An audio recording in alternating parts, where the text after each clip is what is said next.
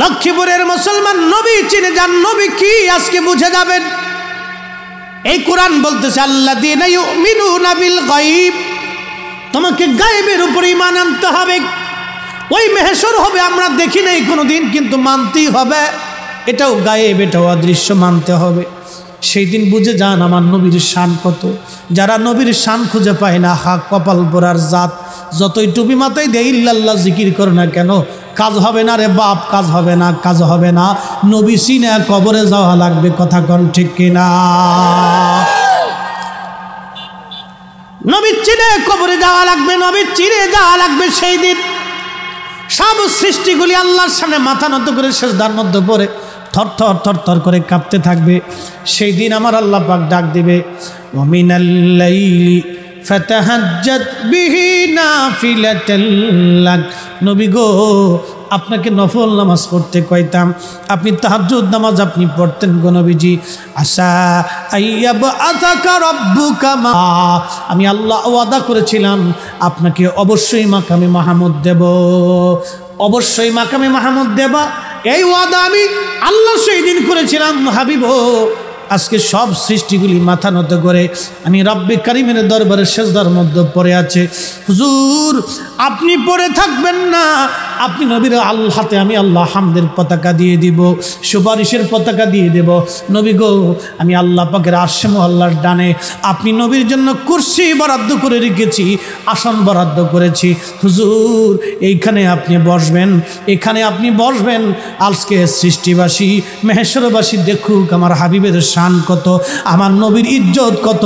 একবার জোরে বলেন আল্লাহু আকবার, আরো জোরে বলেন আল্লাহু আকবার, আরো আওয়াজ করে বলেন আল্লাহু আকবার, চিৎকার মেরে বলেন ইয়া রাসূলুল্লাহ। যেই দিন মরণের মরণ হবে সেই দিন থেকে আর কেউ মরবে না, মরার ধারাটা বিলুপ্ত হয়ে যাবে। কখন থেকে আর, তখন থেকে আর কেউ মরবে না, কেউ মরবে না। বাজানো যে সৃষ্টির মধ্যে আপনি বসে আছেন, এই সৃষ্টির এমন কিছুই নাই যে যার মরণ না হবে, মৃত্যুর স্বাদ সে না নিবে। আজ অথবা কাল আপনাকেও আমাকে মরণের স্বাদ নিতে হবে। মরণ বরণ। এক সময়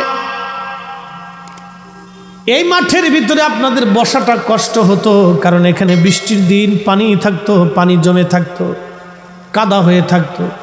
এখন শুকিয়ে গেছে, আবার বৃষ্টির দিন আসলে কাদা হবে।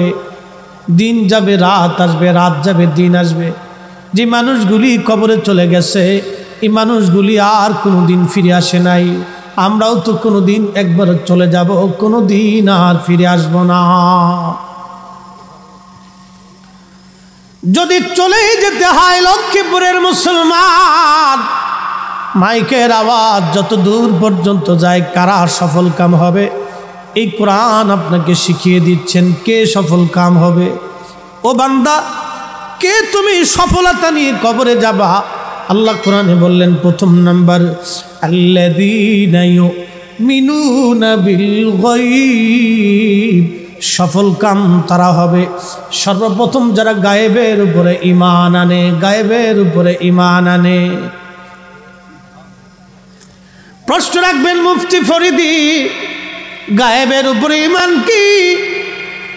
আপনার দুই কাঁধে দুইজন ফেরেশতা আছে, বলেন আমরা কি কোনো সময় তাদেরকে দেখি? কিন্তু দুইজন ফেরেশতার কাজ কি? এই দুইজন ফেরেশতার কাজ হচ্ছে বসে বসে আপনার আমল আর নেকি লেখা। নেকি আর গুনাহগুলি, আপনার জীবনের কাজ কি, সব ফেরেশতারা লিখতেছে। কিরামান কাতিবিনা ইয়ালামুনা মা তাফআলুন।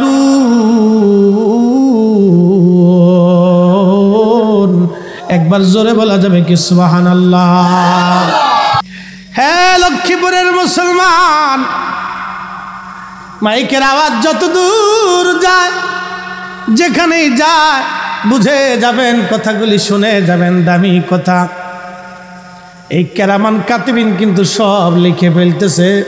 ওই দিন সর্ষের তেলে ভেজাল মারছে, সোয়াবিন তেলে ভেজাল মারছে, কলার ভিতরে ফরমালিন দিছে, মধুর ভিতরে চিনি মিশাইছে, বুঝছেন?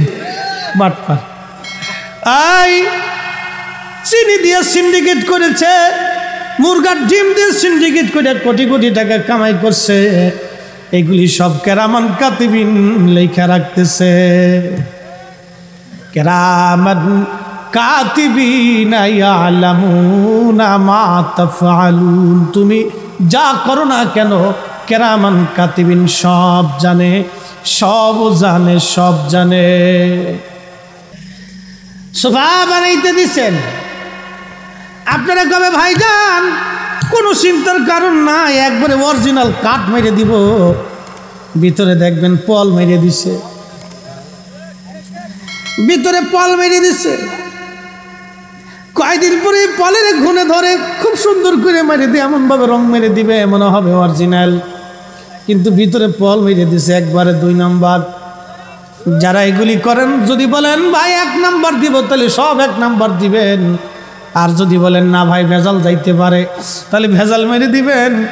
আপনি কাস্টমারের সাথে কথা বলে নিতে হবে। যদি বলেন ভাই সব পারফেক্ট 1 নাম্বার দিব, দাম বাড়ায় দিতে হবে, আপনি দাম বাড়ায় নেন কিন্তু মাল 1 নাম্বার দিবেন।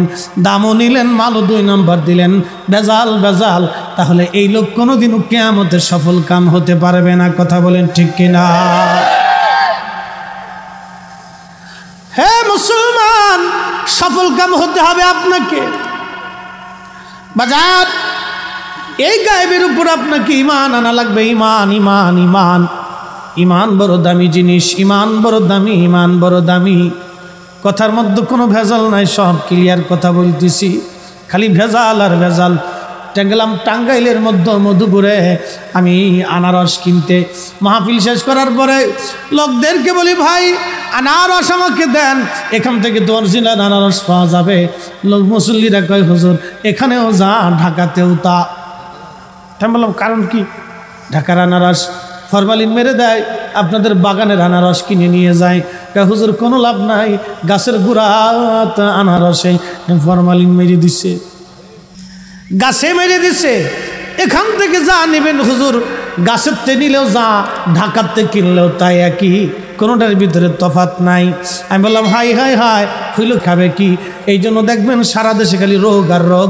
ব্যবসা ভালো হইতেছে, ওষুধ আলাগো ব্যবসা। 1 টাকার বড়ি 6 টাকাও মাঝে মধ্যে বেশি দিয়ে দেয়। কি কথা কন না কে? এই ওষুধের ভিতরেও ভেজাল, দামের মধ্যেও ভেজাল, এইখানেও চিটারি। বাইগান খুব কঠিন করে বলতেছি, এখানেও চিটারি বাজ, বুঝে যেতে হবে। 10 টাকার ওষুধ 20 টাকা যদি দাম ধরে আপনার কিছুই করার নাই, কারণ আপনি তো জানেন না এই ওষুধের দাম 10 টাকা না 20 টাকা। কি কথা কন না কেন? এইখানেও ঝামেলা, এইখানেও চিটারি আছে। এই কেরামান কাতিবিন তাও লেখে 10 টাকার ওষুধ তুমি 12 টাকা বেচে দিছ, 120 টাকার ইনজেকশন 240 টাকা বিক্রি করছো। এখানেও কেরামান কাতিবিন লিখে ফেলছে সফল কাম সে ব্যক্তি হতে পারবে না। সফল কাম হতে হলে অবশ্যই হালাল ব্যবসার ভিতরে আসা লাগবে। কথা বলেন ঠিক কিনা? হ্যাঁ নবীর উম্মত, কেবল কেরামান কাতিবিনের কথা বলছি। এই গায়েব কি? গায়েব আর একটা আছে। আগামী দিন আপনার কবর হবে, এই কবর আমরা কখনো দেখি নাই। এই কবর আমরা, কবরের ভিতরে প্রশ্নের জবাব হবে, সওয়াল হবে, কোনো দিন আমরা কিন্তু দেখি নাই। এই কবরের ভিতরে আযাব হবে, কোনো দিন আমরা দেখি নাই। কিন্তু বিশ্বাস করে নিতে হবে এই কবরের একটা জিন্দেগি আছে, যে জীবনের নাম হলো আলমে বরজাখের জীবন, বরজাখের জীবন। এই কবর আপনার হবে। 3টা প্রশ্ন কবরের মধ্যে করা হবে। মার রাব্বুকা ওয়া মা দীনুকা মা কুনতা তাকুলু ফি হাক্কি হাযার রাজুল। ওই দিন নবীকে কবরের মধ্যে দেখানো হবে। একবার জোরে বলা যাবে কি সুবহানাল্লাহ? এ বুঝে যায়। আগামীকাল আপনার জীবনে কি হবে আমরা কি জানি? আমরা কি জানি? আমরা জানি না। আগামী দিন আপনার আমার জীবনে কি আসছে আমরা কেউ বলতে পারি না। আল্লাহ বলেন ওয়ামা তাদরি নাফসুম মাযা তাকসিবু গাদা। আগামী সময় তোমার আমার জীবনে কি আসতেছে আমরা কেউ বলতে পারি না, আমার মালিক আমার আল্লাহ ছাড়া। নসিবে কি আছে কেউ বলতে পারবো না। আহা, এই ছোট্ট জীবনের জন্যে আমরা কতই না পাড়াপাড়ি, লাফালাফি, মারামারি, কাটাকাটি, গুতাগুতি করলাম। পানি সৃষ্টি করলেন, আরশে মুআল্লা সৃষ্টি করলেন। আরশে মুআল্লাকে আল্লাহ পানির উপর স্থাপন করলেন। পানির উপর স্থাপন করার পরে আমার আল্লাহ পাক লৌহ কলম সৃষ্টি করলেন। লৌহ কলম সৃষ্টি করার পরে আমার মালিক বললেন, কলম তুমি লেখো। কলম বলে, ইয়া রব কি লিখবো? আল্লাহ বলেন, উক্তুব মাকাদিরাল খালক, সৃষ্টির তকদির তুমি লেখো। এই মাটির ভাগ্যে কি হবে আল্লাহ লেখছে, আমার ভাগ্যে কি হবে আল্লাহ লেখছে, বিড়ালের ভাগ্যে কি হবে আল্লাহ লেখছে, গরু কি পরিমাণে খাবে আল্লাহ লেখছে, ওই মহিষে কি খাবে আল্লাহ লেখছে। তো প্রত্যেকটা গরু মহিষের ভাগ্য আল্লাহ লিখেছেন, কুকুরের ভাগ্য আল্লাহ লিখেছেন, ওই বিড়ালের ভাগ্য লিখেছেন। প্রত্যেক দিন কোন পাখি কি খাবে, কি পরিমাণে খাবে আমার মালিক আমার আল্লাহ লিখেছেন। একটা বাঘের তকদির কি হবে আল্লাহ লিখেছেন, হরিণের ভাগ্যে কি হবে আল্লাহ লিখেছেন, সাপ কি খাবে না খাবে, কোথায় মারা যাবে তকদির আমার আল্লাহ পাক লিখে রাখছেন। আসমানের ভাগ্যে কি হবে লেখছেন, সূর্যের নসিবে কি হবে আল্লাহ লেখছে, চাঁদের ভাগ্যে কি হবে আমার আল্লাহ লেখছে। একসাথে বলা যাবে না সুবহানাল্লাহ? এই লক্ষ্মীপুরের প্রত্যেকটা বাজারের ব্যবসায়িকদের ভাগ্যে কি পরিমাণ প্রত্যেক দিন ব্যবসা হবে আমার আল্লাহ লেখছে। তারপরেও দেখবেন এরা নামাজ বাদ দিয়া আজান পড়ার পরেও তখনও দোকান বন্ধ করে না। কি কথা বলেন? তখনও দোকান খুলে রাখে, ব্যবসায় লাভ হওয়ার লাগে। হ্যাঁ মুসলমান, আপনাকে সফল কাম হতে হলে গায়েবের উপর ঈমান আনতেই হবে। ওই রব, ওই মালিকের উপর ঈমান আনতে হবে। বিনা দলিলে আনা লাগবে, দলিল লাগবে না। আল্লাহ বুঝার জন্য দলিল লাগে না, আল্লাহ বুঝার জন্য দুনিয়া দেখলেই চলে। আল্লাহ বুঝার জন্য দলিল লাগে না, আল্লাহ বুঝার জন্য দুনিয়া দেখলে চলে। আল্লাহ বুঝার জন্য নিজের কালবের দিকে নজর করলেই বোঝা যায়। আল্লাহ বুঝার জন্য সৃষ্টির দিকে তাকাইলে আল্লাহ বোঝা যায়। এই যে আমাদের সিলেটের হাওরে কোটি কোটি মন, ট্রিলিয়ন টন পানি আমার আল্লাহ দিলেন, পানি দিতে দিতে ভরে গেল। আবার এই পানিগুলি এখন শেষ হয়ে গেল, এখন আর পানি নাই, জায়গা শুকনা হয়ে গেছে। ধান চাষ চলতেছে, এখন মাছ চলতেছে, ধান চাষ চলতেছে। আবার বর্ষাকালে পানি এসে এসে ভরে যাবে, কোটি কোটি মন টন পানি আল্লাহ পাঠাবে। ওই পানিগুলি কোথা থেকে আসলো, কোথায় চলে গেল? যিনি পানি দেন তিনি আমার আল্লাহ, যিনি পানি নিয়ে যান তিনি আমার আল্লাহ। আল্লাহ ছাড়া এই ক্ষমতা সৃষ্টিতে আর কারো নাই। কথা বলেন ঠিক না বেঠে? হাই হাই হাই হাই, আল্লাহ আল্লাহ বুঝার জন্য আপনাকে সৃষ্টির দিকে তাকালে আল্লাহ বোঝা যাবে। মুহতারাম উপস্থিতি, কবরের মধ্যে তিনটি প্রশ্ন হবে, মার রাব্বুকা ওয়া মা দীনুকা মা কুনতা তাকুলু ফি হাক্কি হাযার রাজুল। এই তিনটা প্রশ্ন আপনি গায়েব, দেখা যায় না, কিন্তু আমাকে আপনাকে মেনে নিতে হবে, বিশ্বাস করে নেওয়া লাগবে। শুধু বিশ্বাস করলে হবে না, আপনাকে একিনের সাথে বিশ্বাস করতে হবে, পরিপূর্ণ মতো বিশ্বাস করা লাগবে। কেমন? এইভাবে বিশ্বাস করা লাগবে, হায় আল্লাহ আগামীকাল কবরের ঘর হবে, কবরে প্রশ্ন করা হবে, আমি কি জবাব দিতে পারবো নি? আমি কি জবাব দিতে পারবো নি? জবাব দিতে পারবো কিনা, জবাব দিতে পারবো কিনা, এই চিন্তা যদি অন্তরে আসে তাহলে কোনো মানুষ খারাপ কাজ করতে পারে না। কথা বলেন ঠিক কিনা?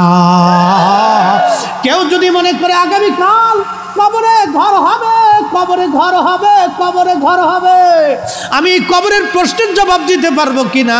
কোনো মানুষ মালে ভেজাল দিতে পারে না, কোনো মানুষকে ঠকাইতে পারে না, কোনো ভাই ভাইকে ঠকাইতে পারে না, কোনো ভাই বোনকে ঠকাইতে পারে না, কোনো সন্তান বাবাকে ঠকাইতে পারে না, কোনো মেয়ে মাকে ঠকাইতে পারে না, কোনো সন্তান বাবাকে ঠকাইতে পারে না, কোনো স্ত্রী স্বামী ঠকাইতে পারে না, স্বামী স্ত্রী ঠকাইতে পারে না, প্রতিবেশী প্রতিবেশীকে ঠকাইতে পারে না, কাস্টমার দোকানদার কাস্টমারকে ঠকাইতে পারে না, কাস্টমার দোকানদারকে ঠকাইতে পারে না, চোর চুরি করতে পারে না, ডাকাত ডাকাতি করতে পারে না, বাজান কলম দিয়ে খোসা মেরে মেরে মানুষের রক্তও চুষতে পারবে না।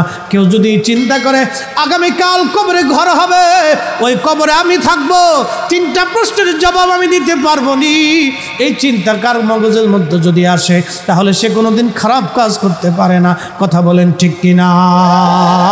আল্লাহ আল্লাহ খুব ভালো করে বুঝে যাবেন। কবরের মধ্যে তিনটা প্রশ্ন 3 নম্বর প্রশ্ন, মা কুনতা তাকুলু ফি হাক্কি হাজার রাজুল, এই লোকটাকে চিনো কিনা? এই লোক সম্পর্কে তুমি কি বলতে? তোমার ইয়াকিন কি, তোমার আমল কি, তোমার বিশ্বাস কি, তুমি বলো। আমার দিকে তাকান। ওই দিন নবীকে কবরের মধ্যে দেখানো হবে, সুবহানাল্লাহ বলা যাবে? মুসলমান, মেহশরের মাঠ হবে, বিরাট বড় মাঠ। আল্লাহ বলেন মালিক ইয়াউমিদ্দিন, আমি বিচার দিনের মালিক। এই মানব জাতি তৈরি করার আগে আল্লাহ একটা জাতি তৈরি করেছিলেন, সেই জাতির নাম জিন। এই জিন জাতির আদি পিতার নাম তারান্নুস, হায়াত পেয়েছিলেন 60,000 বছর, উপাধি হলো আবুল জিন। এই আবুল জিন থেকে শুরু করে আবুল বাশার হয়ে কিয়ামত পর্যন্ত যত মানব জিন ফেরেশতা জাতি থেকে শুরু করে যত মাখলুক আছে, যত সৃষ্টি পৃথিবীর মধ্যে আছে, মেহশরের মাঠে আল্লাহর সামনে সব দাঁড়ায় যাবে। তাহলে বলেন তো সে হাসরের মাঠটা কত বিরাট হবে, কত বিরাট। সারা সৃষ্টির মানব এবং জিন ফেরেশতা আল্লাহর সামনে দাঁড়াবে, ফেরেশতারা বাদ যাবে না। প্রিয় মুসলমান, রব্বে করিম আমার আল্লাহ পাক গায়েবের উপর ঈমান আনতে বলেছেন। এরপরে আমার আল্লাহ পাক কোরআনে বললেন, ও আমার বান্দারা ওয়ায়ুকিমুনাস সালাহ, নামাজ প্রতিষ্ঠিত করবে তোমরা, নামাজ সালাত পড়বে, নামাজ। এই নামাজটা ইসলামের অনেক বড় দামি ইবাদত। আল্লাহ পাক বললেন আমার বান্দারা, বুনিয়াল নবীজি বললেন বুনিয়াল ইসলাম খায়র খামসাতুন, ইসলামের ভিতরে 5টা বেনা আছে। প্রথমত হলো লা ইলাহা ইল্লাল্লাহ ওয়া আশহাদু আন লা ইলাহা ইল্লাল্লাহ ওয়া আন্না মুহাম্মাদুর রাসূলুল্লাহ। প্রথমত হলো কালেমা, কালিমাতুত তাওহীদ হলো প্রথম বেনা। এরপরে ওয়া ইকামিস সালাহ ওয়া ইতাইজ যাকাত ওয়াল হাজ্জি ওয়াস সাওমি রমাদান। প্রথম নম্বরে কালেমার পরে নামাজ, সালাতের কথা আল্লাহর নবী বলেছেন। সালাত প্রতিষ্ঠিত করতে হবে, নামাজ। এখন আপনাদেরকে প্রশ্ন করি, জবাব দিবেন, নামাজটা হবে কার ভয়ে? জোরে বলতে হবে, কার ভয়ে? আমাদের দেশের বিভিন্ন কোয়ালিটির নামাজ আছে, এই কোয়ালিটির নামাজ বলতেছি। আমরা অনেক সময় নামাজ পড়ি, নামাজটা কার ভয়ে হবে দেখেন। আল্লাহ বলেন, কুল হুজুর আপনি বলেন, ইন্না সালাতি ওয়া নুসুকি ওয়া মাহইয়ায়া ওয়া মামাতি লিল্লাহি রাব্বিল আলামিন। হুজুর আপনি বলেন নিশ্চয় নামাজ আমি আল্লাহর জন্য, সালাত আমি আল্লাহর জন্য। এই নামাজটা আল্লাহর জন্য। আমাদের দেশে বিভিন্ন কোয়ালিটির নামাজ আছে।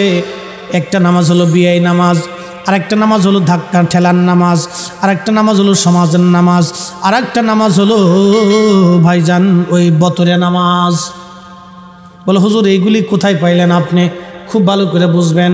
সারা জুমার দিন আমাদের দেশে কিছু মুসল্লি আছে, সারা সপ্তাহে নামাজ নাই, খালি জুমার দিন গেলে নামাজে নামাজের কথা মনে পড়ে, কাপড় চোপড় ঢক ঢক মতো পরিয়ে টরিয়া একবারে সেন্টমেন্ট লাগাইয়া সুন্দর করে মসজিদে ঢ্যাং ঢ্যাং ঢ্যাং ঢ্যাং করতে করতে যায়। তারপর কোন সময় যায় জানেননি? যখন মুয়াজ্জিন সাহেব কেবল খুতবার জন্য আজান দেবে দেবে বাবা, ওই সময় যায়। কি কথা কন না কে? এটা হলো বতরে নামাজ। বতরে বুঝছেন নি? সাপ্তাহিক বতরে নামাজ। বতরে নামাজি লক্ষ্মীপুরে কিন্তু অভাব নাই, সারা লক্ষ্মীপুরে এই বাজারে ভরা। এই বতরে নামাজি প্রত্যেক জুমার দিন আসলে নামাজে যায়। যদি জিজ্ঞেস করেন, আরে বেটা জুমার দিন আসলে তো নামাজের কথা মনে পড়ে, কারণ কি? জুমার দিন যদি নামাজে না যায় তো মাইনসে কি কবে? কি কয়? মাইনসে মানে মানুষে কি বলবে? তার মানে সে আল্লাহর ভয়ে যায় নাই, মানুষের ডরে গেছে। এই নামাজের ভিতরে শিরিক ঢুকছে। যেই নামাজ আল্লাহর ভয়ে না হয়ে মানুষের ভয়ে হয়, সে নামাজে শিরিক ঢুকে। এটা ভয়। আপনি আসেন এখানে বসে। যেই নামাজ মানুষের ডরে হয়, আল্লাহর ভয়ে হয় না, এই নামাজের ভিতরে শিরিক ঢুকছে। আবার বলি, এই কথাটা আমি বলিনি, যে কথা আল্লাহ রসুল বলছে। আল্লাহ রসুল এইভাবে বলছেন যে তুমি নামাজে দাঁড়াইছ, দেখেন তুমি নামাজে দাঁড়িয়েছ, এমন সময় আরেকজন মুসল্লিও নামাজে দাঁড়িয়েছে, তখন তোমার অন্তরে চিন্তা আসলো যে আমি যদি ঢক মতো নামাজ না পড়ি তা সে কি মনে করবে। অ্যাটেনশন, আমার দিকে তাকান। নামাজের ভিতরে শিরিক হয়, নামাজের ভিতরে মুসলমান শিরিক করে। কিভাবে করে দেখেন, আল্লাহ রসুল বলতেছেন তুমি নামাজে দাঁড়িয়েছ, তো এমন সময় একজন মুসল্লি এসে তোমার পাশে দাঁড়িয়েছে, তোমার অন্তরে চিন্তা আসলো যে আমি সুন্দর মতো যদি নামাজ না পড়ি তো সে কি মনে করবে। এই খেয়ালটা আল্লাহর ভয় থেকে জুদা হয়ে তোমার ভয়টা চলে গেছে মানুষের কাছে, অর্থাৎ তুমি এই বান্দাকে ভয় করতেছো যে সে আমার সমালোচনা করবে, তো সে কি মনে করবে এই চিন্তায় যদি তুমি নামাজ পড়ো, আল্লাহ রসুল বলতেছেন তোমার নামাজের মধ্যে শিরিক ঢুকবে। তার মানে তুমি আল্লাহর ভয়ে নামাজ পড়ো না, তুমি বান্দার ভয়ে নামাজে দাঁড়িয়েছো। এই জন্য বতরে নামাজি যারা আছেন, বতরে নামাজি তারা বুঝে যাবেন, সপ্তাহে যারা নামাজ পড়তে যান তারা আল্লাহর ভয়ে যান না, তারা মানুষের